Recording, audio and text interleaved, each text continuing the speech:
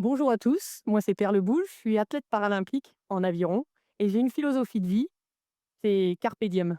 Et ma définition de ce carpe diem, c'est vivre l'instant présent.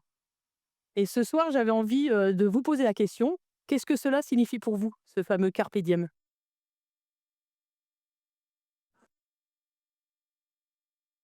Alors je vais vous raconter un peu mon histoire, avec des hauts et des bas, je vais vous raconter ma vie. Donc je suis née en Bretagne, dans une famille où j'ai été élevée par ma maman.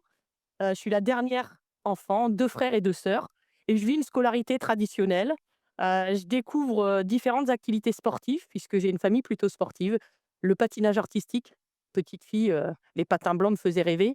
Le hand, la course à pied et une dernière discipline qui a été pour moi un tournant, c'est le karaté. Et le karaté parce que c'est un art martial et donc pour moi, c'est une certaine philosophie et ça transmet certaines valeurs comme la bienveillance, le respect, le dépassement de soi et toutes ces valeurs étaient pour moi super importantes dans ma construction. Donc du coup, j'ai décidé de pratiquer ce sport et c'est le premier sport que j'ai pratiqué en compétition. Au niveau régional, au niveau national, malheureusement, j'avais pas réussi à atteindre, le plus haut niveau. Donc je grandis comme ça en pratiquant cette activité, je construis ma vie et le 25 janvier 1997, un fait de vie m'arrive. Je pars au cinéma sur ma moto parce que je suis passionnée de moto. J'avais 2 grands frères qui faisaient de la moto et donc pour moi, bah, voilà, j'avais envie de les copier. Donc je passe mon permis à l'âge de 18 ans. J'enfourche ma moto, je pars au cinéma et qu'est-ce qui se passe? La séance est complète. Pas de chance, c'est pas grave. Avec, mon ami, on repart et on se dit: «Bon, bah, on va rentrer, c'est pas grave». À la moitié du chemin, je m'arrête à un feu rouge.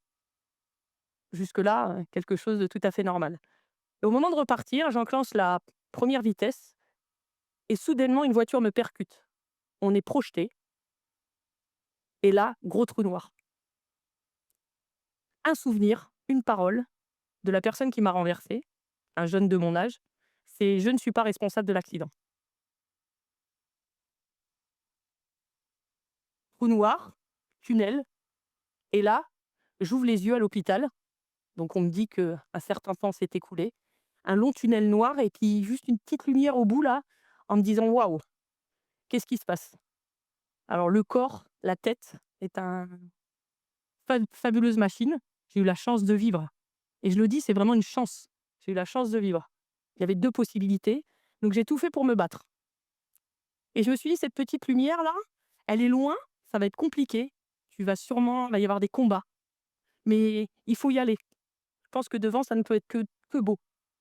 Donc forcément, marqué par des cicatrices, j'entends des bip, bip, bip, je vois des blouses blanches. Je compte les carreaux au plafond de l'hôpital et tout ça, je me dis: «Waouh, il va falloir être patiente». Donc je m'arme de patience, ce qui était pas ma qualité première et là, je me dis: «Bah, il y avait le mois d'avant, que tu connais bien, la petite fille insouciante qui a grandi et là, il va y avoir le mois d'après. La petite fille d'avant, tu la connais, même l'adolescente et la jeune fille, mais qu'est-ce que c'est le mois d'après? Est-ce que tu choisis de subir la nouvelle vie ou est-ce que tu choisis cette nouvelle vie?» Et donc j'ai décidé de la choisir et de ne pas la subir. Donc forcément, le handicap, les cicatrices, ça, on les voit tous les jours quand on se lève, la souffrance, mais au final, un fauteuil. Et j'ai une question à vous poser. Aujourd'hui, si vous m'aviez vu arriver sans le fauteuil, assise là sur une chaise, le fauteuil à l'extérieur, est-ce que vous auriez eu le même regard sur moi? Le même jugement? Parce que forcément, comme tout individu, quand on regarde quelqu'un, c'est la première image qu'on renvoie et la première image qu'on voit, quand on me voit, c'est le fauteuil. Pourtant le fauteuil, c'est juste un moyen de locomotion, c'est un moyen de me déplacer. C'est comme vos chaussures. Quand on est à l'aise dans ses baskets, on fait plein de choses. Moi, je suis à l'aise dans mon fauteuil, je fais plein de choses. Et donc, c'est juste cet outil qui me permet de me déplacer et de m'épanouir. Donc, j'ai appris à l'apprivoiser. C'est un fauteuil sur mesure, donc j'ai appris à étudier le dossier, l'inclinaison, les roues. J'ai essayé un peu de le faire à ma manière pour que bah, ça soit un objet du quotidien avec lequel je vais devoir apprendre à vivre et surtout à accepter. Alors, je ne vais pas vous dire que je l'ai accepté, le handicap. Je ne sais pas vraiment si je l'ai accepté, mais en tout cas, j'ai appris à vivre avec. Et si on apprend à vivre avec, d'une certaine manière, on l'accepte. Donc, je me dis: «Qu'est-ce qui te reste à faire?» poursuivre des études, hein, quand on est en situation de handicap, trouver du travail, c'est plus compliqué. On le fait, on le sait dans la société, c'est plus compliqué. Et le sport. Le sport dans tout ça qui était, un peu le fil conducteur de ma vie, il a été arrêté pendant 4 ans. 4 ans. Et en centre de rééducation, j'ai la chance, pardon, d'avoir, une éducatrice sportive qui me fait découvrir le basket fauteuil. Je pense qu'elle m'aurait fait découvrir le tennis, ça aurait été pareil, je me serais mis au tennis. J'avais juste envie de sortir de cette image des blouses blanches. Vous voyez? Les kinés, les médecins, les ergothérapeutes, tous ces gens qui sont là pour votre bien, pour vous reconstruire, mais qui, au bout d'un moment, vous enlèvent cet oxygène de votre quotidien. Et donc, juste aller dans un gymnase, pratiquer avec des gens qui ont des handicaps différents et des handicaps beaucoup plus lourds, bah, ça vous fait vite relativiser. Des jeunes de mon âge qui poussent un fauteuil électrique avec une balle de tennis, on se dit, tout compte fait, j'ai de la chance, hein. Moi, j'ai encore les bras, je peux encore faire plein de choses. Je découvre le basket, super. Et j'ai la chance de faire partie de l'équipe de France de 2001 à 2009, puisqu'en sortant du centre de rééducation, ma première volonté, c'était d'intégrer un club handisport. Parce que je trouve que c'était une belle passerelle pour réintégrer une vie sociale un peu différente, du debout à l'assis, et de se dire que bah, le regard d'autrui, il allait être compliqué quand même. Même si on ne le pense pas, même si on apprend à vivre avec, il faut l'accepter, le regard d'autrui. Et comme je vous l'ai dit tout à l'heure, est-ce que vous auriez eu le même regard si j'étais arrivée avec ou sans le fauteuil? Sûrement pas. Là, c'est pareil. Donc je pratique dans un club et j'ai la chance de faire des compétitions internationales. Et là, ce que je veux vous poser comme question, c'est que bah, ce handicap, il est devenu une force. Parce que si je vous mets tous sur un terrain de basket, dans des fauteuils, allez, tant qu'à faire, est-ce que c'est vous qui êtes en situation de handicap ou est-ce que c'est moi? Vous imaginez un petit peu? C'est juste pour vous faire réfléchir à la manière dont on voit les choses. Et ça, c'est important dans sa vie quotidienne. Comment on voit les choses? Sur, sur cet aspect-là, dans cette situation particulière, alors à moins que certains parmi vous maîtrisent le basket fauteuil, ce dont je ne doute pas, mais je pense que je serai plus à l'aise que vous. Donc c'est la situation qui fait le handicap. Il y a des gens qui sont moins à l'aise à l'oral, qui aujourd'hui prennent la parole pour qui ça serait très compliqué. Ça aussi, c'est une situation de handicap. Et c'est là-dessus que je voulais vous faire réfléchir un petit peu, en vous disant que la situation, elle est méga importante. Le fauteuil, en soi, c'est rien. Ça n'empêche pas que je reste une personne. Je reste perle, avec des qualités et des défauts, et je me déplace juste avec mon fauteuil, comme vous marchez, pour vous déplacer avec vos chaussures. Donc tout ça pour vous dire que le sport, pour moi, ça a été une vraie révélation. Ça a été, un moyen de me reconstruire physiquement aussi, parce qu'on entretient et on développe des capacités musculaires, mais psychiquement. Parce que ça fait du bien à la tête de se rendre compte qu'on est capable de faire des choses. Ça fait se réinsérer dans la vie civile, ça fait côtoyer des gens, ça fait échanger. Et j'ai eu la chance, grâce au sport, avant par le karaté, mais après, de réaliser 2 rêves. Le premier, c'est d'en faire mon métier. J'ai la chance aujourd'hui d'être cadre au ministère des Sports, donc persévérer, croire en soi. Et le deuxième, de participer à 4 Jeux paralympiques, chose que je n'aurais jamais faite si je n'avais pas eu ce fauteuil. Et je le dis, totalement librement. Si j'avais été valide, je n'aurais jamais fait ces 4 Jeux. Donc du coup, j'ai fait d'une situation difficile, d'un accident, une force. Et j'ai essayé de voir plutôt le positif que le négatif. On a tous dans notre entourage des gens qui peuvent avoir connu, situation de divorce, une maladie, un licenciement, une rupture amoureuse. Ça, ce ne sont que des exemples qui peuvent être difficiles. Mais en fait, soit on reste sur ce côté difficile, soit on décide d'avancer et de prendre sa vie en main. Ce qui est pas facile, hein, pour certains, ça va être quelques minutes, quelques heures, peut-être quelques secondes pour d'autres ou quelques mois. Mais le plus important, c'est de se dire que le positif attire le positif, le négatif attire le négatif. Et la vie, elle est faite, c'est cyclique. On vit dans un environnement totalement, totalement, enfin qui bouge, en perpétuelle mouvance. Et si on ne s'adapte pas, c'est la personne qui s'adapte le moins bien qui va vivre le moins bien. Savoir s'adapter, c'est savoir accepter. Savoir accepter, c'est savoir avancer. Ça, c'est important. Parfois, dans un bureau, si on change les gens d'un étage, si la fenêtre elle est plus à gauche et à droite, c'est un drame. Mais peut-être que d'avoir la fenêtre à gauche et la machine à café en face avec un nouveau collègue, bah, c'est super bien.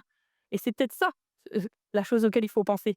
C'est qu'est-ce que j'ai laissé, mais qu'est-ce que je peux construire et qu'est-ce que la nouveauté peut m'apporter. Pour moi, c'est ça qui est important. Donc le sport, il m'a apporté tout ça. Les Jeux paralympiques m'ont apporté des rencontres, des voyages, du dépassement de soi. Mais ils m'ont aussi permis de changer le regard sur le handicap. parce qu'ils m'ont amené des médailles et ça paraît anodin les médailles. Alors j'ai eu la chance parce que je fais du sport d'avoir des médailles. Il y a plein de gens qui mériteraient des médailles, mais on ne peut pas leur en décerner. Mais ces médailles, elles m'ont permis d'avoir une reconnaissance, forcément, d'autrui, de ma famille, que j'avais déjà, mais des autres. Non, ça a surtout permis qu'on me voie comme une sportive et plus comme une personne handicapée. Vous imaginez un peu une médaille, un petit objet, a permis ça. C'est-à-dire que quand j'arrive quelque part, on parle de moi comme une sportive et on ne parle pas de moi comme une personne handicapée. Et ça, c'est chouette. Ça veut dire que sans cet accident, j'aurais pas pu penser faire ça. Donc ça, c'est intéressant. C'est de vous montrer que, au final, la médaille, cet objet, quand je vais à la rencontre des gens, il m'a fait changer la vision du handicap. C'est pour ça que c'est un petit bout de métal, alors qu'il y a beaucoup d'importance, c'est beaucoup de sueur, beaucoup de travail. Mais c'est surtout que cette médaille, elle appartient à plein de monde. Elle appartient à ceux qui m'ont aidé à vivre, à la famille, heu, aux entraîneurs, aux bénévoles, aux gens de l'ombre qui m'encouragent. Cette médaille, c'est ça, c'est pas égoïste une médaille. Donc ça, c'est important. Et ce regard, il n'est pas anecdotique parce qu'il permet aussi à des enfants, quand je vais dans des écoles, de leur dire: «Vous voyez, moi, j'ai cru en mes rêves. Si vous aussi, vous croyez en vos rêves, vous pouvez y arriver». Moi, je parle des Jeux paralympiques parce que c'était un rêve et j'ai réussi à le faire, mais ça reste du sport. Déjà, fixez vous-même vos propres objectifs et essayez de vous dire: «Je suis capable de faire ça. Je vais réussir à faire ça. Je laisse le négatif derrière». Et là, je vais vous demander de fermer les yeux 5, 10, 15, 20 secondes. Et dans une journée la plus difficile que vous ayez eue, de sortir une chose positive.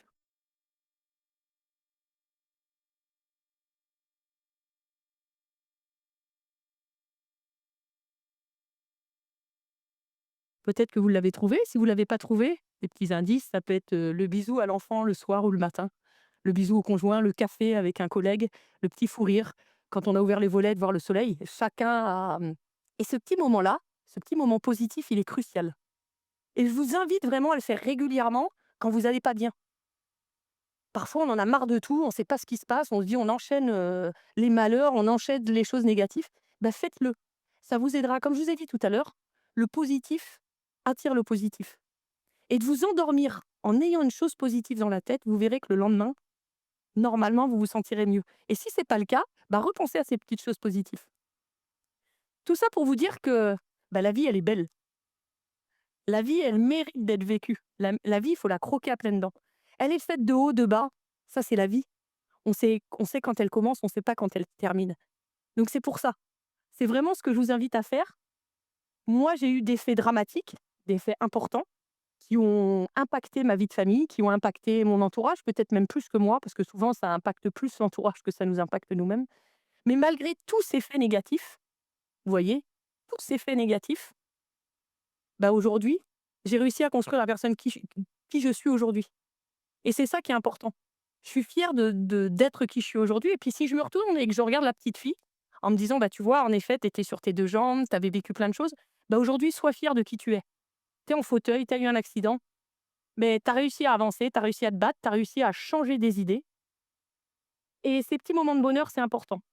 Et pour terminer, il y a un bel exemple de carpe diem collectif. On a eu les Jeux cet été en France, les Jeux olympiques et paralympiques et moi, je l'ai vécu comme un carpe diem collectif. Alors, j'avais la chance, j'étais dans la commission, des athlètes, dans l'organisation, mais aussi athlète, forcément apparu. J'ai pas eu la médaille, mais cette ferveur du public, sincèrement, cette ferveur du public, cette ferveur des volontaires qui qui étaient là pour nous servir. Waouh! J'ai vécu des jeux qui m'ont donné les frissons, même si j'ai pas eu la médaille. Parce que qu'on soit sportif, pas sportif, téléspectateur ou spectateur sur les terrains, j'ai senti une France, pendant un mois, dans une bulle d'oxygène.